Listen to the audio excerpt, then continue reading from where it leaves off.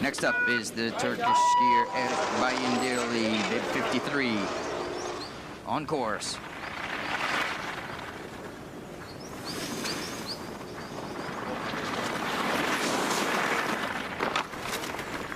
Bayindirli, who managed the 8th best time this morning in the training run, goes over the jump. He's on track, doing well, keeping it together. And this bumpy section of this course is getting bumpier and rougher by the minute. The sun softening the hill, each passing skier leaving the ruts a little bit deeper and rougher.